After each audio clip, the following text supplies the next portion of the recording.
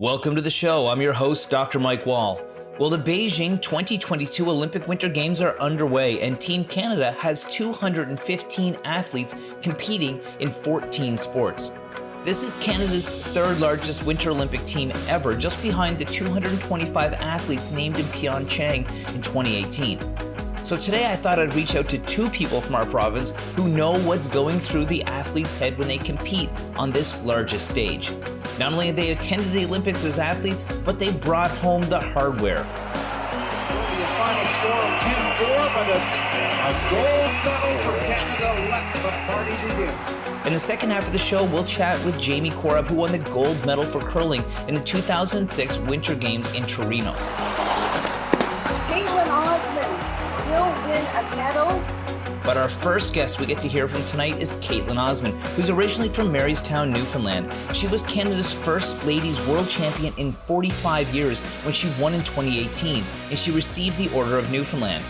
At the 2014 Sochi Olympics, she brought home a silver medal for the team event in figure skating, and then in 2018 in Pyeong Chang, South Korea, she brought home a gold medal for the team event and a bronze in the singles event.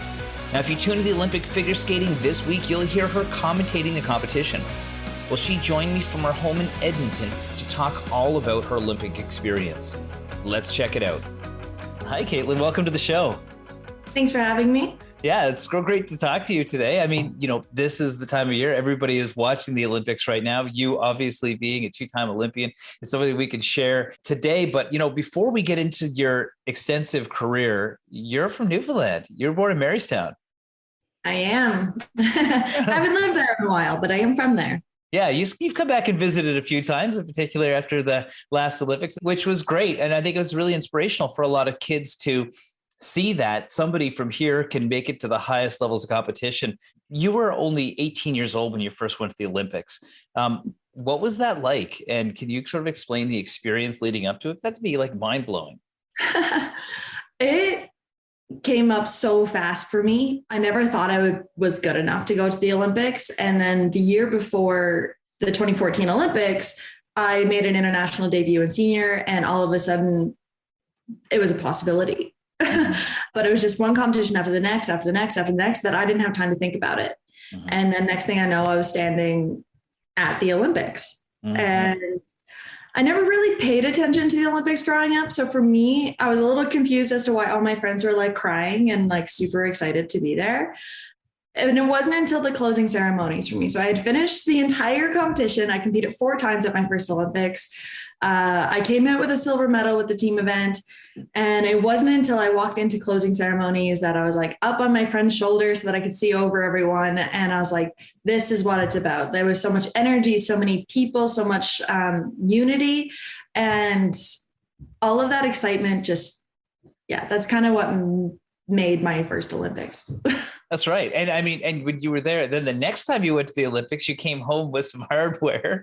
And was it a different experience knowing what you were getting into and then having the weight of people having these massive expectations on you? It was definitely different. I went into 2014 relatively unknown. There's 2 Canadian ladies that went, but we really didn't know what we could do yet. So a lot of the pressure was taken off for that. Mm-hmm. Fast forward to 2018, I had a lot more expectations for myself. I was competing really well internationally. I was winning, if not being on the podium at every competition. And ultimately, I think the pressure that I put on myself was still stronger than the pressure that other people put on me. And really, the pressure that other people put on me was encouragement. The reason that they wanted to see me do well is because I could. And that's the way I took it, is that the more people that were aiming and wanting me to do well, they knew I could do it. And that gave me confidence because, I had that support.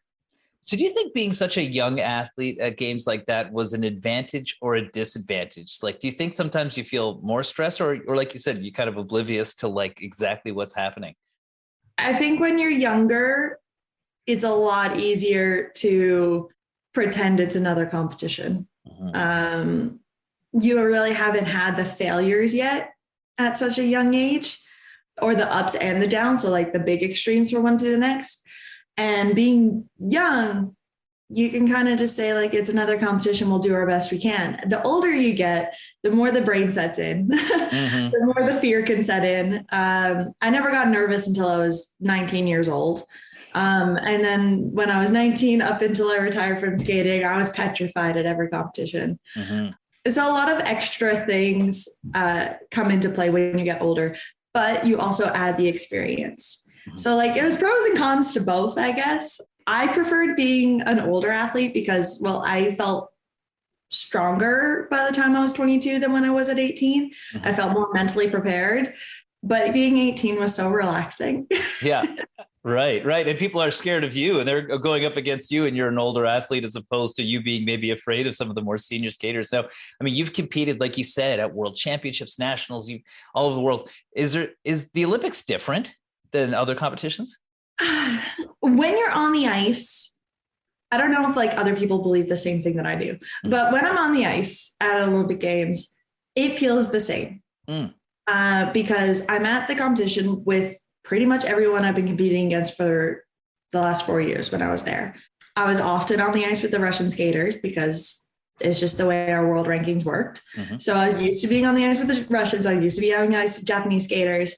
So when I was on the ice with them at the Olympic Games, it felt relatively normal. The only thing that makes the Olympics different from another competition is that there's more athletes. Mm-hmm. We're in a village, which is not typically what we're used to as figure skaters anyways. There's other sports happening at the same time. This year aside, usually there's a bigger audience. Yeah. And a different sport audience. So like people that typically probably won't watch figure skating are coming in to watch the figure skating events. Mm-hmm. And it's a longer period of time. I was at the Olympics for 3 weeks before I got to compete. I was there at the beginning and competed right away. And then I had to readjust and replan. And like 10 days later, I had to compete again. Right. Without being able to come home in between. So like there's those kind of aspects that are quite different. Well, you actually mentioned that, like the amount of people in the village. I mean, I don't know if people understand just how many people are there, not just the athletes, but like the support teams. Give me an idea of like, for example, when you guys went with the figure skating team, like how many people outside of just the skaters that we see on the ice were actually involved with that?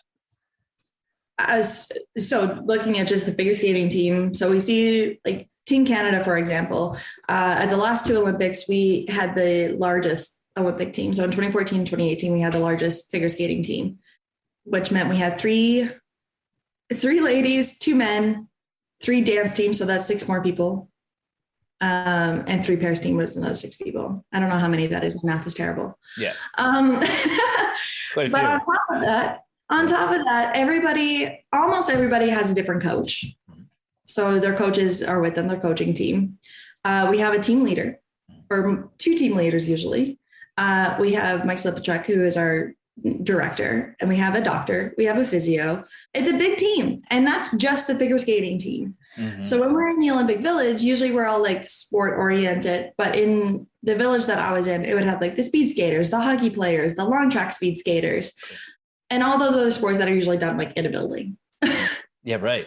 I'd say it's pretty similar to that right now, given the fact that people have to bubble up and I'm sure the energy is probably quite different at this Olympics. Have you heard anything about what's happening with like the protocols there and if it's like kind of a different vibe than it was in previous years? I've been itching to talk to people, but I'm trying to let them like have their time. So I haven't actually talked to them, but from what I've been like following, they all seem to be having a great time. Perfect. It's still at the Olympic Games. Yes, There's a lot more protocols. The cafeteria, there's a glass wall between every seat so that like you can still see who you're eating with, but you can't necessarily talk to them. Okay. And it was just it's different, but we've been used to different for the last 2 years. We have been, yes. Yeah. And there's a little audience. And I think because of the fact that there's less of an audience, the athletes are able to go watch more sports. So they're getting a lot more of like the athlete experience. We're talking all about the Olympic experience with Marystown's Kaetlyn Osmond, world champion figure skater and Olympic gold medalist. We'll be right back after the break.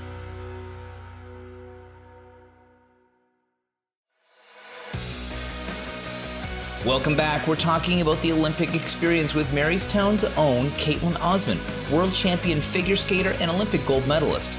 Let's get back to the interview. Give me a lowdown on what it's like before you would go into one of your major competitions. Going into any competition, I pretty much trained the same way the full year, which meant I trained 3 hours on the ice, 5 days a week, and often trained about 2 hours off the ice. So that includes anything from I warmed up for an hour, 45 minutes to an hour before I got on the ice. And then I cooled down for another 45 minutes. So on top of that, then there was like my cardio training, my strength training, my ballet training, my physiotherapy, my massage therapy, my sports psychology. There was just a lot. Yeah. And it pretty much took up like my whole day. Like I started training. Typically I would go to the gym around 7 a.m. or 7:30, and then I'll go all the way up until 5 p.m. So it's pretty much my full-time job with a couple breaks here and there.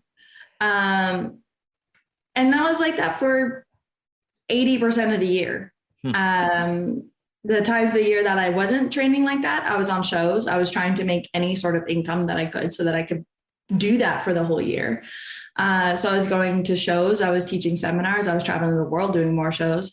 And that's the stuff that I loved. Like I had no problem doing that. And then I would get 1 week off. After a competition, I would usually take a couple days. In December, after the first half of the competition season was over, I would take about like half a week to a full week off.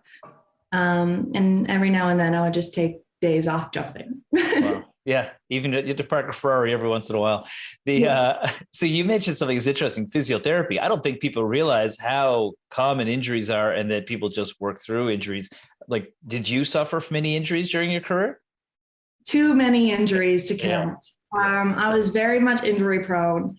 And unfortunately, once you get the one injury, it's like a domino effect. And then you're just fighting them for the rest of your career. So my physio and I started working with my physio when I was about 14 years old. And he was my physio all the way up until I retired at 22. Wow. And he was phenomenal. But I got to the point at the end, he's like, I'll keep the Band-Aids on. But I know you're not going to listen to me. So I'm very thankful he understood that. But I was there. Whenever I was injured, I was at physio probably between 2 to 3 times a week. When I had my leg broken after 2014, I was at physio for 3 hours a day, 4 days a week. So I pretty much replaced my on-ice training with physio. Once I got healthy to an extent, I would still be required to go to physio once a week as preventative measures. And because they make sure that things are still in line and things are making sure that you're not going to get injured, or if you do get injured, it's not going to be starting from scratch again. Yeah. I can see the value of having somebody that knows you so well and your whole track record and the way your body functions, especially, I mean, I don't think people, you think about what you do, you throw yourself in the air, spin 3 times and land on a little tiny blade on a slippery surface. It's got to be one of the hardest, most challenging sports around. Like this just sounds mind blowing when you think about it. Now, the other support you mentioned, which I think is really important, and we saw this sort of like with Simone Biles, like, you know, withdrawing competition because of her mental health, is the amount of stress that people are under. And when you think about something like figure skating, where you've got a routine, and when somebody falls, there's just a huge gasp, you know, from the audience. And it's got to be so hard for the athlete to be able to like pick themselves up and then continue flawlessly for the rest of the performance or the skate. How important was sports psychology, and what did they sort of train you to do?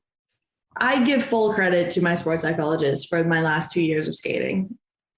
I put a lot of pressure on myself, and being a typical human being, I see the bad sides of my skating and feel it more than majority of what people will see. I'm my hardest critic, obviously, because I'm a nice person. And for me, I had a really hard time coming back after I broke my leg. Physically, I healed up faster than any other injury than I ever had. I was forced to take the time off because my bone was broken, so it actually healed properly. But mentally, I was exhausted and scared and getting older. And it was just a lot of things. And I didn't think I ever wanted to compete again. I didn't even want to step foot on the ice again. And because I put that in my brain, that took a long time to heal, because I had fully convinced myself I wasn't going to compete again. Wow. But I was too scared to tell anyone. So I was still competing, and I went to a year of competitions where I did horrendous. I also had my personal worst skate of my life. I missed making the world team by 0.12. It is like nothing in skating. And then I ended my last competition actually on a pretty good high note. I finished 6th, but I actually felt like good about my skate. And I was just angry that I couldn't do that the whole year. I was like, if I'm going to torture myself through training every single day, I want to be proud of what I do at competitions. Right. If I make mistakes, I make mistakes. That's fine. But I don't want to finish competitions and be miserable. So I started working with my sports psychologist, and I saw her every single week, once a week, every Tuesday after skating. And we went through everything of breaking through fear, how to fake confidence until I believed in it. Right. Fake it till you make it. Yeah. Gave me a lot of focusing exercises, because I have a really hard time focusing, and meditation, and gave me a place to rant. Gave me a tool to rant about my coach, who I spent way too many hours with. I love him. I respect him. But when you spend that much time with someone, you're going to not be happy all the time. Yep.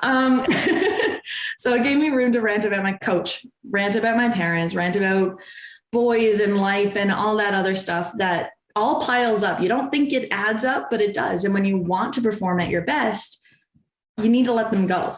And then it helps you have more space to take in the added pressure and the added energy, and be able to focus when you have to.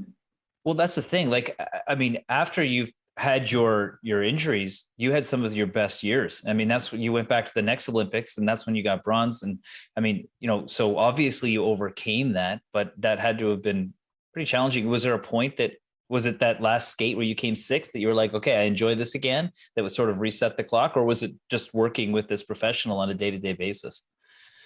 Following that competition that I came 6th. So that was the end of my season in 2016, I think 2016, going into the 2016, 2017. So 2 years prior to the Olympics. Yes. And I came home from that competition. I was still training for the World Championships because I was the alternate. And I trained all the way up until that competition. And when it finally started, I was like, all right, I'm taking my vacation. And I took like a week off. And then I went back into my shows and started refocusing for the next year. But in my head, when I was training for that World Championships that I wasn't competing at, I looked at my coach and I was like, well, we need to make a change. Yeah. I was like, I'm either going to stop competing right now after the 2 worst years of my competitive career and be still fine with it. I was already at a world championship. I was 2 world championships. I already had a medal at the Olympics. Yep. I'm like, what else was I going for? Well, there was more. I want to end a 20-year career off 2 horrible years. Yeah. So I put it in my brain then. I was like, I will train and put every single thing of part of me I have into the next 2 years. See what it can get me, and then we'll reevaluate after 2018. After 2018, I was exhausted. There was no coming back. Well, you had your 3rd national title, 2 Olympic medals, a world title under your belt. That all makes sense that you would be able to, take it to that level. I mean, and that's an incredible story for people to hear about overcoming injuries and the challenges, but also that it takes a village to kind of support that. I guess that's one of the things I really want to talk to you about now, from somebody who's gone through the system and seen what it's added to your life and the experiences it's given you. You've been around the world, you've done amazing things. Why do you think sports is so important for kids? And maybe the level you were at isn't necessarily the best thing for all people, because I have talked to some elite athletes where they say, it's good when it's fun, and then it gets a little bit like a job, because you're saying you have to manage your family and boyfriends and work and everything else. But, why do you think sports is a sort of a good tool, or maybe you don't think it's a good tool? I definitely think it's a good tool. Yeah. Kind of funny that you mentioned that about other elite athletes, because I'm pretty sure every elite athlete I know says if you have a kid, put them in sport, but don't make them good. No, it's an incredible experience. And I loved being an elite athlete. I have no complaints. Oh, maybe a few complaints, but not enough that I regret any of it. Mm-hmm. But for kids, it is such an amazing way to build a family.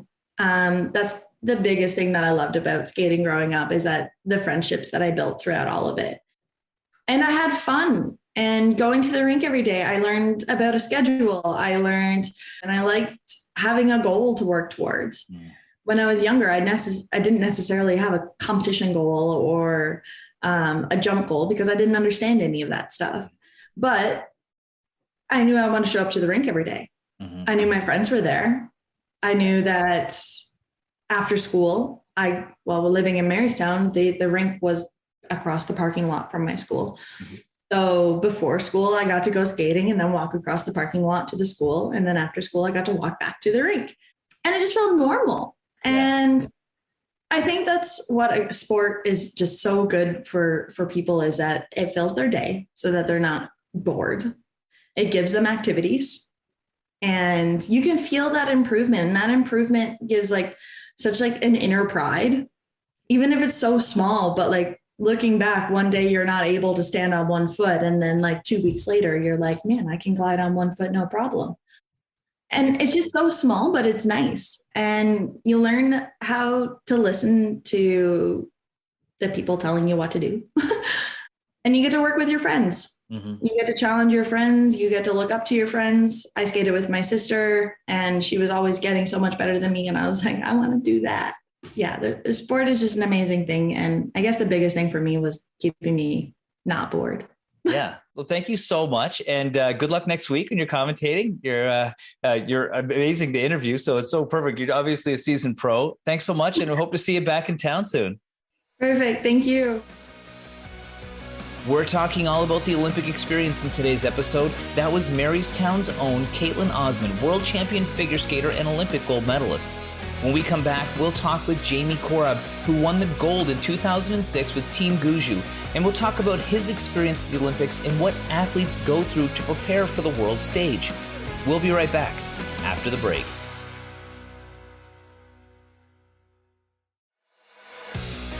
Welcome back. We're here with Jamie Korab, who was born in Harbour Grace and was the lead for the gold medal winning Canadian men's team in the 2006 Winter Games on Team Guju. Jamie's now a city councillor here in St. John's, but way back when he was competing at the World Juniors, we became good friends. He joined me for a chat about his Olympic experience and what it felt like to bring home the gold. Let's check it out. Hey, Jamie, welcome to the show. It's my pleasure. Thanks for having me on. It's good to see you. We've known each other for a long time. I remember when we first met was when I first moved here, and you guys were getting ready for the World Juniors. That was, how long ago was that? 20 years ago? 21 years ago. Yeah, crazy. That's wild. He had quite the career since then. And that's what we're talking about today, is just to give people an idea of what the Olympic experience is like. And ironically, we had Kaetlyn Osmond on right before you, and you got an interesting story of how you met her. Yeah, so I never met Kaetlyn, obviously. She doesn't live here in the province now. And, I'm a bit older. We run in different ice facilities naturally, with curling and figure skating. So I was off to a charity event, like a pro-am event, curling event in Ontario. And Kaetlyn was just coming back from the Olympics with her medal. And I was already through security and walking by, and this was before the configuration of the new airport. So it was, naturally 7 or 8 years ago. And she was already through, and I seen her, and I was like, hey, Kaetlyn. And she's like, hey, we recognize each other. So I asked the guy, could I just go outside and say hi and get a picture? And he kind of looked around, and I'm not going to say his name, but he's like, sure, but don't tell anyone. So he let me come outside security, which probably shouldn't have happened. So we had a chance to say, hey, got a picture together. I fired up on my social media again, and I had a quick chat. And even though I have an Olympic gold medal, just seeing another medal, it was the first one I'd seen from that Olympics. And it's just, I get goosebumps even holding someone else's medal. It's such a cool feeling. Well, that's what I want to talk to you about, is I don't think it's easy for people to try and understand what it feels like to be at the Olympics. The Olympics are on now. Guju Rink is curling, but there's lots of other Canadian athletes that are competing at the highest level. What does it feel like to compete there versus, say, other events?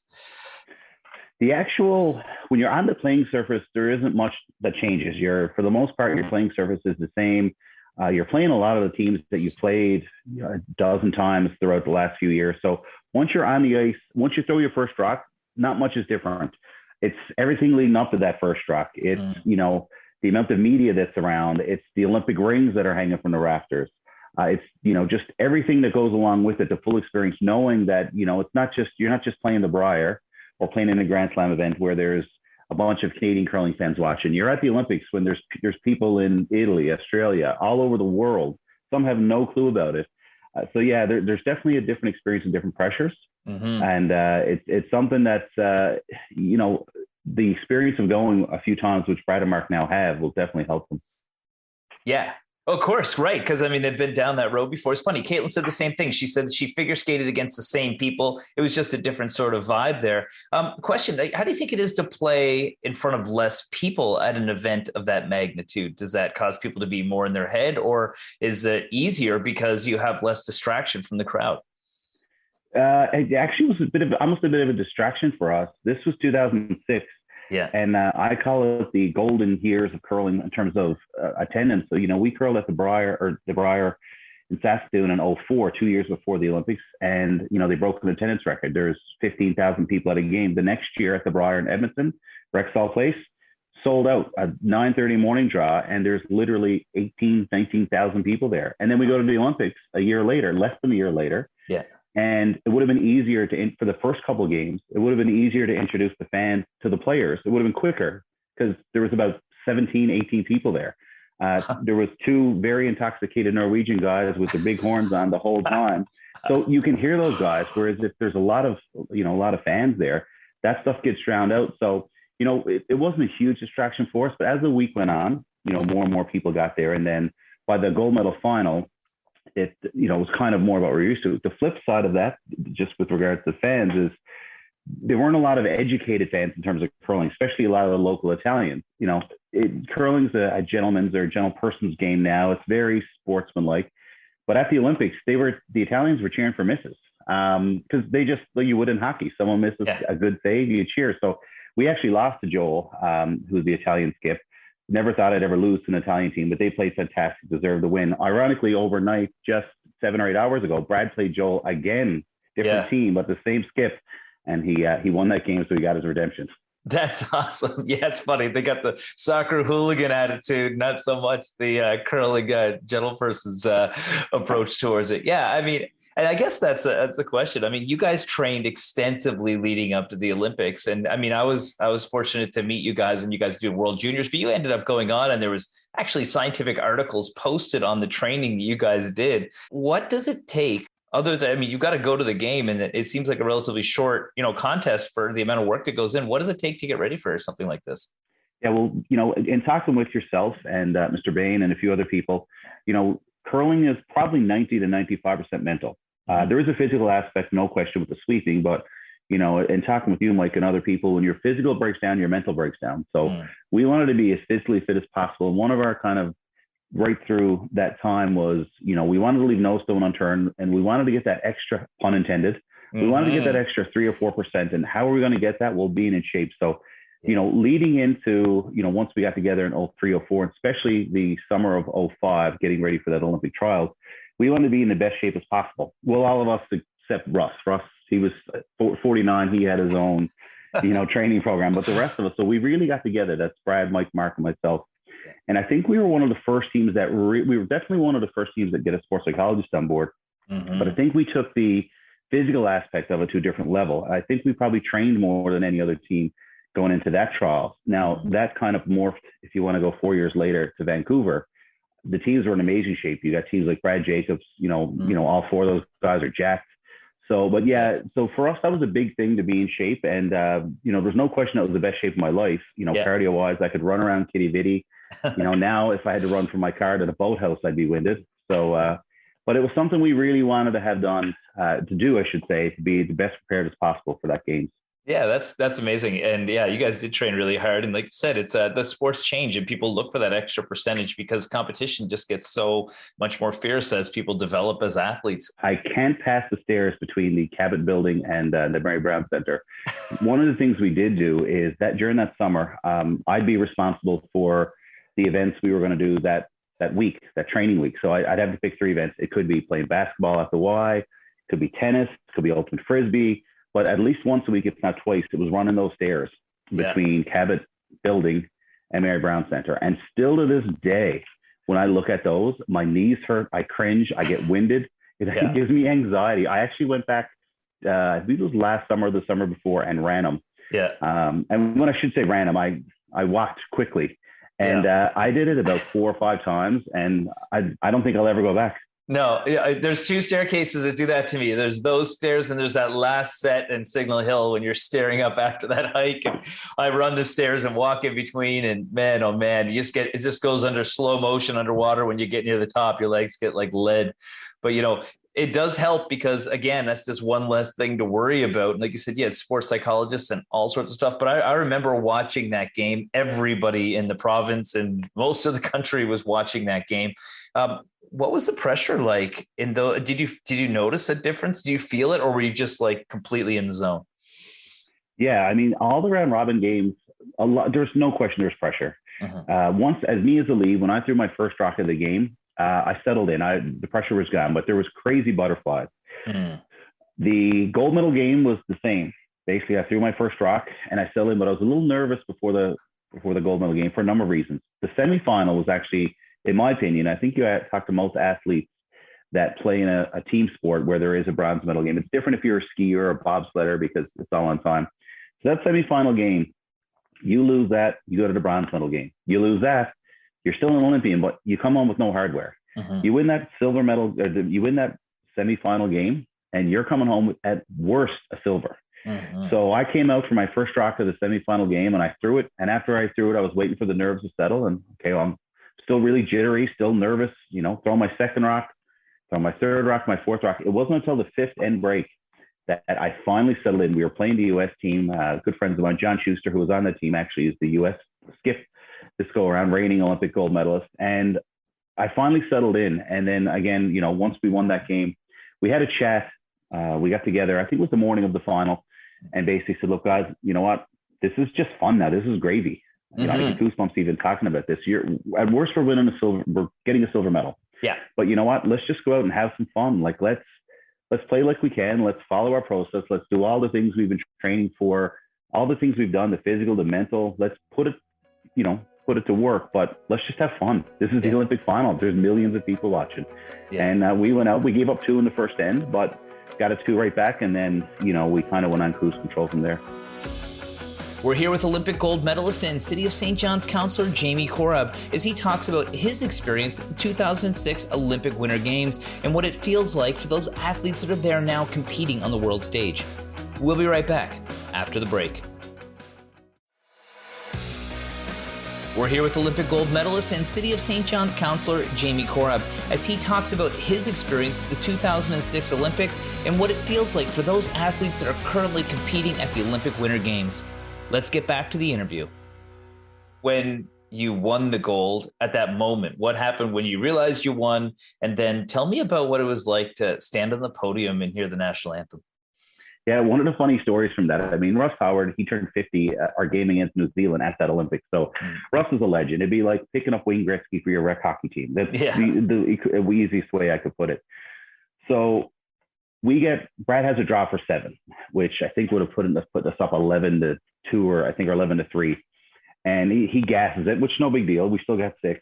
And at that moment, I could see the look in Brad's eyes and Mark's eyes and Russ's eyes, like the realization, even though there was 3 or 4 ends left, like we just won Olympic gold medal.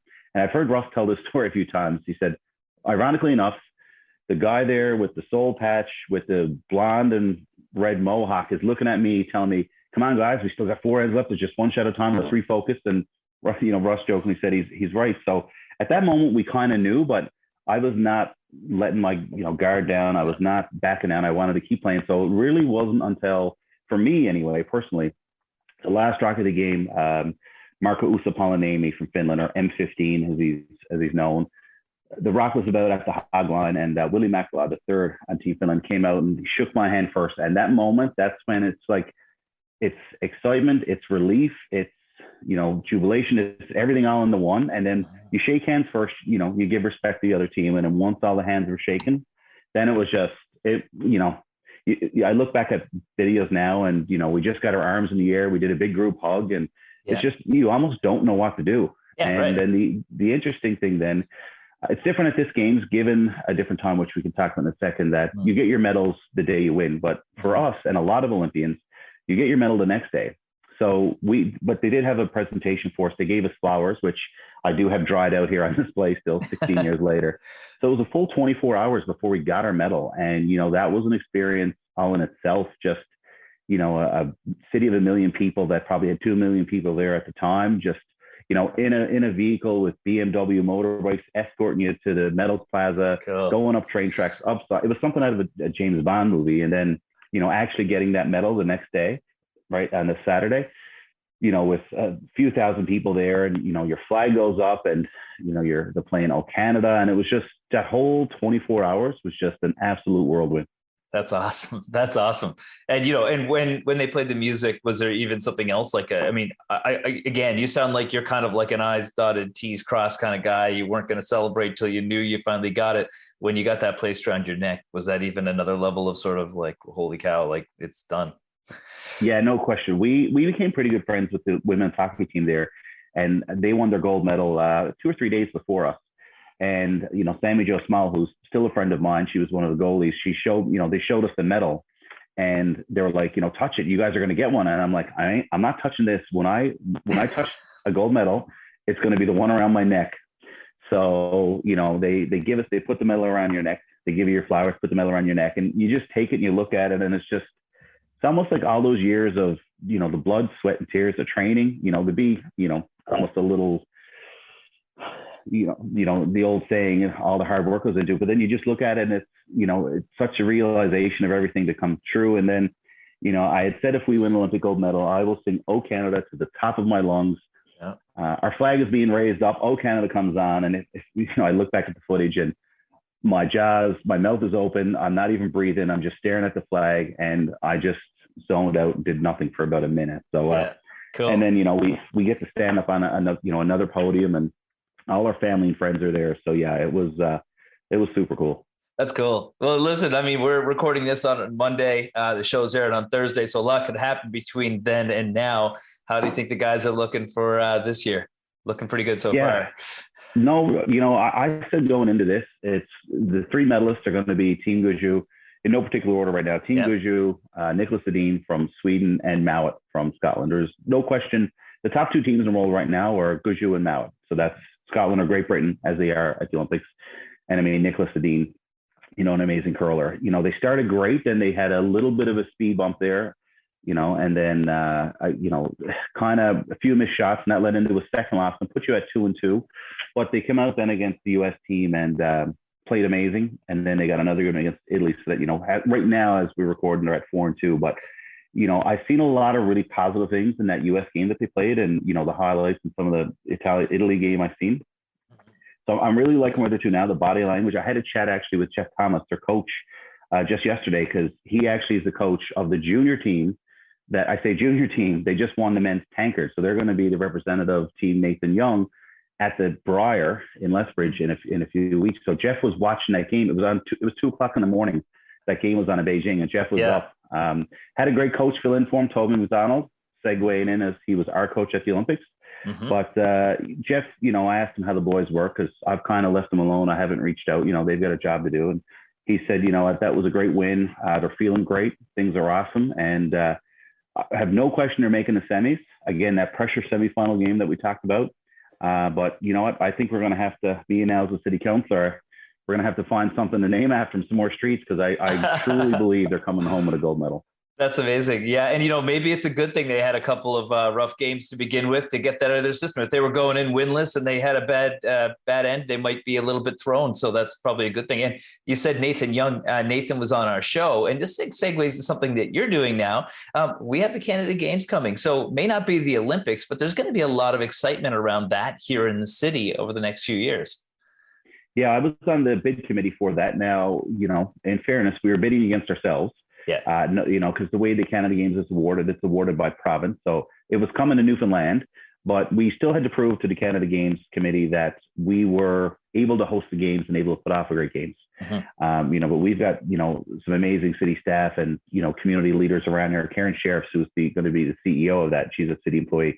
She's been a previous chef de mission, a chef de mission. I mean, she goes right back to the 99 Canada Games in Corner Brook. So, so we were successful in the bid. And I'm still involved now in basically the Canada Games and kind of bringing it here, but it's going to be fantastic. It's a multi-sporting event.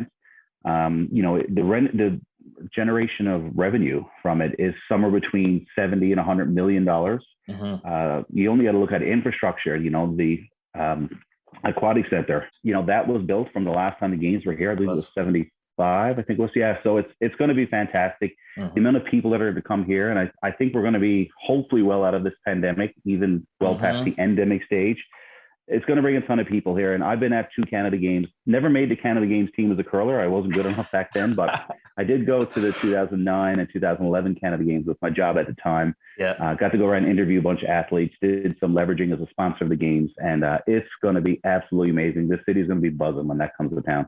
That's right. We had an episode on that with people from the province and people from the city and some athletes, and it was a great thing for anybody listening. So I'd be remiss if I didn't ask the gold medalist, what advice would you have for young athletes that want to compete at any level, and what does sports do for you?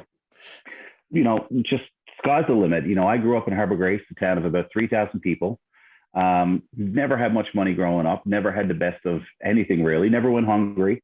But you know what? I talked to a lot of kids. I've been in probably 100 schools in this province, and whether we're at assembly or just in the classroom, and I tell them, look, I was just like you. I was sat on this auditorium floor or in that uncomfortable wooden chair, 30 odd years ago, and I still remember even the St. John's Maple Leafs coming in and talking to us and wanting to be a hockey player, even though I can't really skate. But just basically, it's small steps, big dreams. I seen one Olympian write that on an autograph one time, and I've kind of adopted that, and told it to a lot of kids. Again, I moved to St. John's and meet up with Mark and Mike and Brad, and Russ joins the picture. But basically, my advice would be is literally sky's the limit. If you have a dream or you want to accomplish something, and it doesn't have to be just sport. It could be in painting, could be in any discipline, anything in life. If you really put your mind to it, you believe in it. Surrounding yourself with the proper people. That's one thing we did. Bringing on someone like yourself, Mike, and I believe it was Dr. Bain and our sports psychologist and Toby and Russ. Just, we wanted people that had that experience. So to anyone listening that, wants to accomplish something, especially in sport, just believe in yourself and mainly work hard at it. That's awesome. That's awesome. Well, listen, I'm sure we'll all have a couple late nights over the next little while watching the games as they start to wind down. But thanks for sharing your story with us. And I'm sure everybody listening has got a much better appreciation of what's going through these athletes' head. Thanks for joining me. My pleasure. Anytime. Thank you to my guests, Kaetlyn Osmond and Jamie Korab, for sharing their amazing experiences with us. It was said that the Olympic Games are a global celebration of our hopes, our ideals, and our values. And the most important part of the Games is not winning, but taking part. Not necessarily conquering, but fighting well. I know that Olympic gold medals may not be in all of our futures, but these stories do remind us how amazing we can be here at home. I hope we can all draw some inspiration from today's show, whether that be to lace up your boots to tackle that trail you've always wanted to hike, to take the clothes off that treadmill you got for Christmas, or to just tune in and cheer for our Olympians as an armchair athlete. Well, that's our show this week. I'm your host, Dr. Mike Wall. We'll see you back here next week for another episode of the Wellness and Healthy Lifestyle Show on your VOCM.